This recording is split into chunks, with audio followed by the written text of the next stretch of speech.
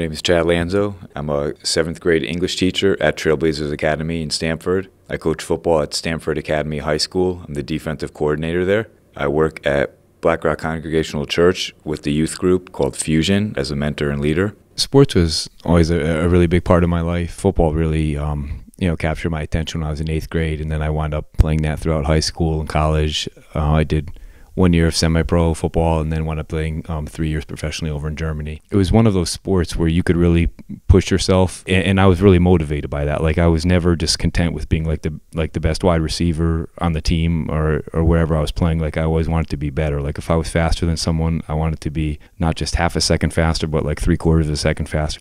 Every day was so different. Like, there were, different schemes, and so it was always a challenge, not just physically but mentally. So I think that's what really, brought me into it.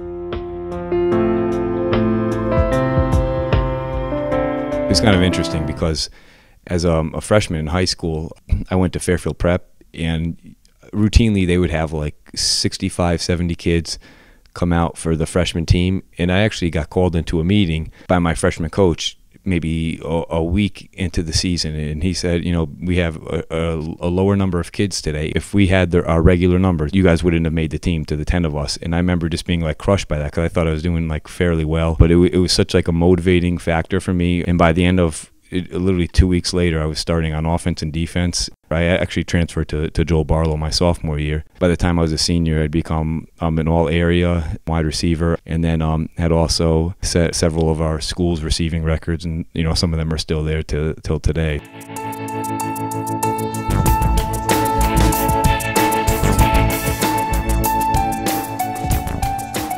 The first major injury I had was my freshman year in high school, and immediately I knew something was wrong. And I remember going with my mother to like the orthopedist, and him just saying, yeah, there's something torn in there, we have to do the MRI. The MRI confirmed it. My mother had driven me to the doctor, and so we got to the house, and I got out of the car while she was still in the car as the garage door was going up, and I kind of walked in front of the car by myself. And when she couldn't see, there was a point where I kind of broke down in tears. But of course, I wouldn't let her see that. I wound up having a slight tear in my ligament, but they didn't find that out till I was actually in surgery. It was supposed to be an hour and 15-minute surgery just to shave off part of the cartilage and to sew part of it up again. But when they were in there, they said it was like such a bloody mess. It took 3.5 hours. The anesthesia or whatever, it started wearing off, and I actually was waking up as they were shaving the cartilage off of my knee, and then I started screaming in pain.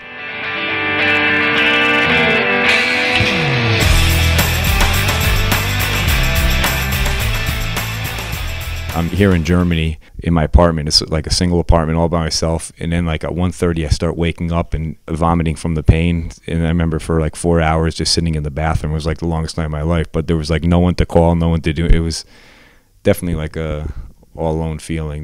I didn't really get that till I was over there, until I was going through those the violent collisions and the high speed. I also was so motivated to come back. I wasn't going to be defeated by that. I remember when I was rehabilitating, doing 3 or 4 times what the rehabilitation specialist would ask of me. And yes, I just wanted to get back out there and be a part of the team again.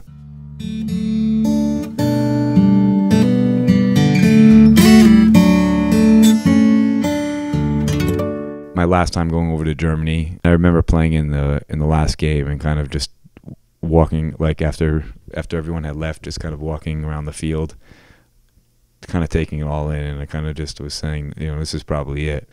I'm definitely feeling some of these injuries a little more so now, but I definitely would not have backed off. Something I'm very passionate about, and still there's a tiny bit of me that really definitely feels empty without being able to play.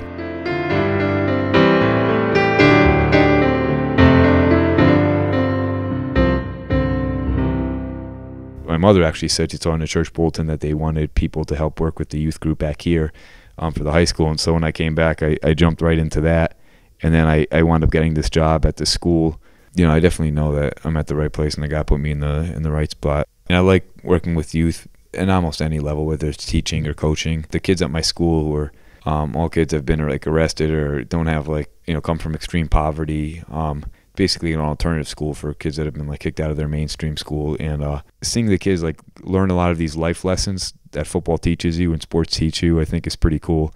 Just kind of showing these kids that someone cares for them. These kids will run through walls and walls for you. You know, it's an amazing thing to see. Like if kids, you know, realize someone cares, like the kind of relationships and how you could kind of impact their life is pretty special.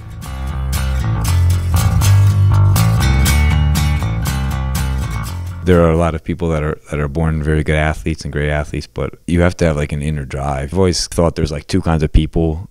There's kind of like mules and there's kind of like thoroughbreds. And there's kind of like mules, which, you know, they're not like a bad animal. They can do a lot of heavy work and heavy lifting, but they need to be prodded and whipped and kicked to get something done, to get a task accomplished. And then you have those thoroughbreds that are like, you know, in the Kentucky Derby. And as soon as that gate opens and that bell rings, those things are off and running and sprinting as fast as they possibly can with a reckless abandon. And I think to be successful, you need to be like that thoroughbred. I really think you have to be self-driven and self-motivated, and all you need is that gate to open. We